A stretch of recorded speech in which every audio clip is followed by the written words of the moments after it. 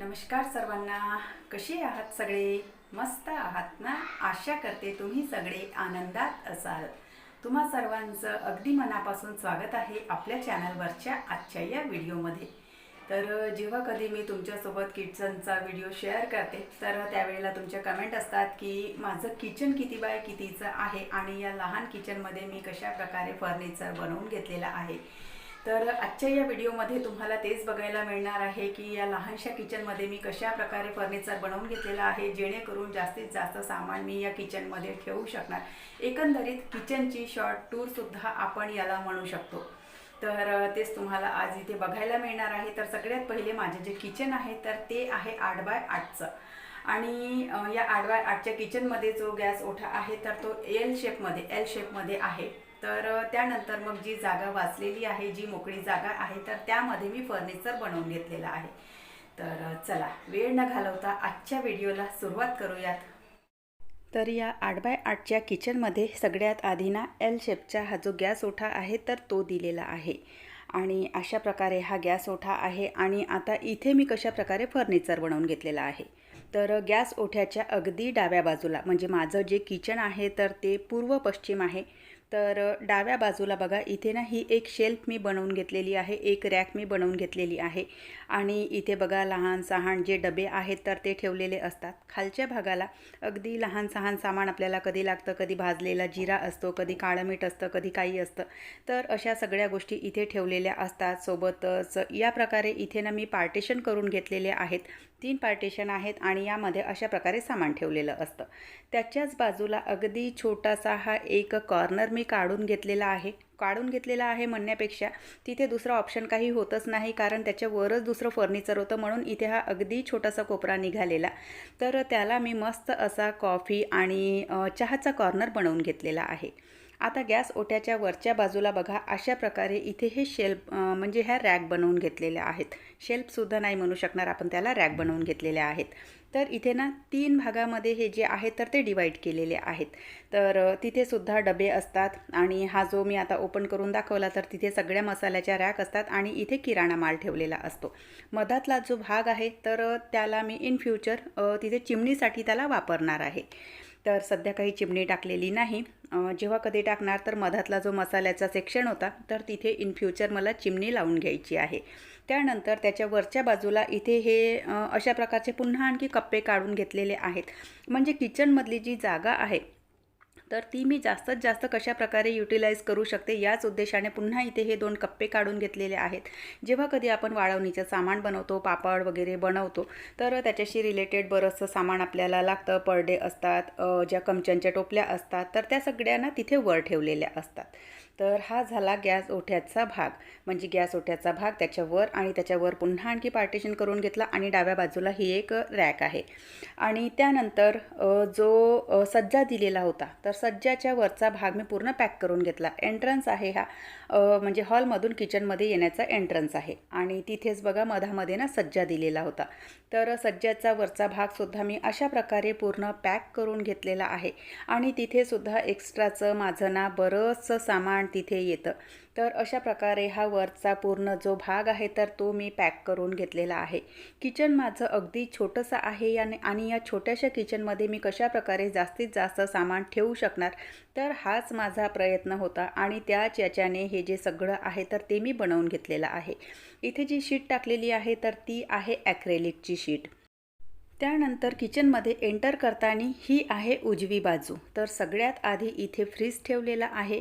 आणि फ्रीजच्या वरसुद्धा, म्हणजे त्या उजव्या बाजूलासुद्धा अशा प्रकारे फर्निचरने मी कवर करून घेतलेला आहे. तर इथे सुद्धा बघा, ही जी रॅक तुम्हाला दिसत आहे तर हिची वरची बाजू ओपन आहे. तिथे टब वगैरे एक्स्ट्राचे काही सामान ठेवलेले असतात. आणि ही रॅक आहे तर ही बघा अशा प्रकारे आहे. इथे सुद्धा किराणा मालाचे डबे आणि ज्या काही लहान सहान गोष्टी आपण डब्यांमध्ये ठेवतो, आता संसार म्हटलं तर सगळ्याच गोष्टी आपण जमवून ठेवतो. तर हे लहान सहान सगळे डबे मला कामी येतात. कधी वाढवणीचं सामान असतं, कधी दिवाळीमध्ये फराळ पाणी बनतो, किंवा मग किराणा माल असतो. तर या सगळ्या गोष्टी इथे भरून ठेवलेल्या असतात. त्यानंतर फ्रीजच्या वरची ही जी एक छोटीशी रॅक होती तर तिथे एक्स्ट्राचं सामान, चहाचे मग किंवा सरबतच्या ग्लासी, मुलांचं काही सामान, पाण्याच्या बॉटल्स, स्किन केअर, तर असं सगळं सामान इथे या छोट्याशा रॅकमध्ये ठेवलेलं असतं. तर ही रॅकसुद्धा बघा अशा प्रकारे आहे आणि अगदी छोटीशी आहे ती. आणि तिच्या बाजूची जी थोड्या वेळाच्या आधी मी तुम्हाला दाखवली तर ती अशा प्रकारे आहे. आणि फ्रीज आणि त्या रॅकच्या मधामध्ये थोडीशी जागा ठेवलेली आहे. इन फ्युचर कधी मोठा फ्रीज घेतला तर त्यासाठी थोडीशी जागा हवी. खूप मोठा फ्रीज मी घेऊ शकणार नाही कारण तितकी मोठी जागा ठेवलेली नाही आहे. माझा जो गॅस ओटा आहे तर तो लहान आहे आणि तिथे खूप असा पसारा दिसू नये म्हणून हा इथे एक ना ओपन सेक्शन मी बनवून घेतलेला आहे. म्हणजे ही जी रॅक आहे तर ही पूर्ण खालतीपर्यंत आहे, पण मधामध्ये ही जी बाजू आहे तर ती मी ओपन ठेवलेली आहे. म्हणजे कधी सणवारं असेल, कधी पाहुणेपरी आले त्यावेळेला स्वयंपाकाची क्वांटिटी जास्त असते. गॅस ओट्यावर खूप पसारा नको म्हणून तिथलं जे सामान आहे तर ते मी इथे या ओपन बाजूमध्ये ठेवते. म्हणजे माझा जो गॅस ओटा आहे तर तो मोकळा असतो. त्यानंतर त्याच्या खालच्या बाजूला म्हणजे इथे ही ओपन जागा आहे वरची आणि त्याच्या खालच्या बाजूला तर इथे बघा ही एक छोटीशी जागा मी इथे बनवून घेतलेली आहे. म्हणजे आधी ना पूर्ण ही पहिले मोकळी होती ती जागा, पण मधामध्ये इथे ही एक शेल्फ मी टाकून घेतलेली आहे जेणेकरून एक्स्ट्राचे टिफिन वगैरे आपण तिथे ठेवू शकतो किंवा एक्स्ट्राचं सामान आपण तिथे ठेवू शकतो. खालच्या बाजूला कणिक आणि तांदळाचे डबे ठेवलेले असतात. तर अशा प्रकारे बघा ही जी बाजू आहे तर ती मी बनवून घेतलेली आहे. म्हणजे फ्रीजच्या बाजूला जे फर्निचर केलेलं आहे तर ते बघा पूर्ण म्हणजे अशा प्रकारे दिसते. खाली कणिक आणि तांदळाचे डबे आहेत, मधामध्ये मोकळी जागा आहे, वर छोटे मोठे डबे ठेवलेले असतात आणि उजव्या बाजूला म्हणजे फ्रीजच्या वरच्या बाजूला लहान सहान पुन्हा सामान ठेवलेलं असतं. त्यानंतर ही आहे गॅस ओट्याच्या खालची बाजू. आशा करते की जे काही मी तुम्हाला सांगत आहे तर ते तुम्हाला कळलं असेल किंवा मग व्हिडिओ बघून तुम्हाला बेटरली कळेल. तर गॅस ओट्याच्या खालची जी बाजू आहे तर तिथे जास्त ट्रॉल्या काही बसलेल्या नाहीत.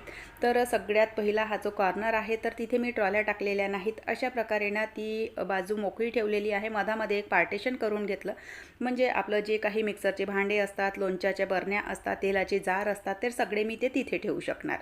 त्यानंतर फक्त 2 सेक्शनला इथे ट्रॉल्या बसलेल्या आहेत. म्हणजे 2च भागांमध्ये ट्रॉल्या बसलेल्या आहेत.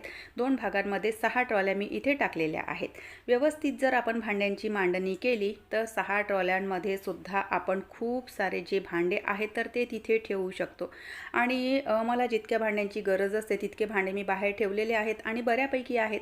आणि त्या याच्यामध्ये सुद्धा म्हणजे फक्त 6 ट्रॉल्यांमध्ये माझ्या वापरीसाठी जे भांडे मला लागतात तर ते सगळे भांडे मी इथे व्यवस्थित असे ॲडजस्ट केलेले आहेत. भांड्यांची मांडणी जर व्यवस्थित असेल आपली तर कमीत कमी जागेमध्ये सुद्धा आपण खूप सारे आपले जे भांडे आहेत तर ते ठेवू शकतो. तर अशा प्रकारे बघा या 5-6 ज्या ट्रॉल्या आहेत तर त्या मी सगळ्या तुम्हाला ओपन करून दाखवल्या. आणि या 5-6 ही ट्रॉल्यामध्ये मला डेलीसाठी जितके भांडे लागतात तर ते सगळे भांडे अगदी व्यवस्थित पद्धतीने तिथे येऊन जातात. आता ट्रॉल्यांच्या बाजूला ना इथे हे 3 सेक्शन खाली होते. तर तिथे ना पहिल्या याच्यामध्ये तर सिलेंडर मी टाकलेले आहेत. 2 सिलेंडर आहेत घरी आणि दोनही सिलेंडर तिथे एकाच ठिकाणी ठेवले जातात. तर अशा प्रकारे ही जागा मी युटिलाइज करून घेतलेली आहे. त्यानंतर सिंकच्या खालच्या बाजूमध्ये अशा प्रकारे ही मोकळी जागा होती. तर इथे सुद्धा पार्टिशन वगैरे काहीही केलेलं नाही, सगळं ओपन ठेवलेलं आहे. तिथे चण्याची डाळ आणि तुरीची जी डाळ असते तर ते एक्स्ट्राचं काही सामान, एक्स्ट्राचे कुकर, ऑरबिट, मिक्सर अशा सगळ्या गोष्टी तिथे ठेवलेल्या आहेत आणि या सगळ्या गोष्टी आरामात तिथे येऊन जातात. म्हणून मग मी तिथे काही पार्टिशन केलेलं नाही, कारण पार्टिशन केलेलं असतं तर सामान ठेवायला मला थोडासा त्रास गेला असता. तर बाहेरचा जो एंट्रन्स आहे तिथून माझं जे किचन आहे तर ते अशा प्रकारे दिसते. वॉशिंग एरियामधून जर किचन बघितलं तर ते अशा प्रकारे दिसते आणि अगदी असं कचाकच इथे फर्निचर केलेलं आहे.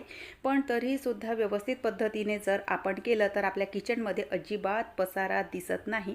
आणि तुम्ही बघू शकत असाल की अगदी मोकळीक आहे आणि किचन छोटं होतं त्यामुळे इथे जी शीट मी टाकलेली आहे तर त्याचा रंग अगदी लाईट घेतलेला, जेणेकरून खूप असं म्हणजे भरगच्च भरलेलं दिसायला नको. तर म्हणून मग अगदी लाईट कलरची जी मायका शीट आहे तर ती मी इथे टाकून घेतलेली आहे. तर अशा प्रकारे आहे माझं किचन. तर अशा प्रकारे माझ्या लहानशा किचनमध्ये मी फर्निचर बनवून घेतलेलं आहे. किचन खूप लहान आहे माझं आणि सामान खूप सारं ठेवलेलं आहे. त्यामध्ये एक्स्ट्राचं काही सामान म्हणजे सगळ्या ज्या गोष्टी आहेत ज्या आपल्याला कधीतरी कामाला येतात तर त्या सगळ्या लावून ठेवलेल्या आहेत.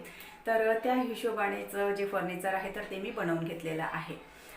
तर चला, आजचा जो व्हिडिओ आहे तो मी इथेच संपवते. आशा करते तुम्हाला आवडला असेल. व्हिडिओ कुठे जरी आवडला असेल तर लाईक करा, चॅनलवर पहिल्यांदा आले असाल तर सबस्क्राईब करा, बेल आयकॉनसुद्धा क्लिक करा, जेणेकरून माझ्या येणाऱ्या व्हिडिओचं नोटिफिकेशन तुम्हाला असंच मिळत राहील. व्हिडिओ कसे वाटतात ते सुद्धा न चुकता कमेंट करून सांगत चला. आपण भेटूयात नंतरच्या व्हिडिओसोबत. तोपर्यंत सगळ्यांना बाय, सगळ्यांना धन्यवाद. हर हर महादेव.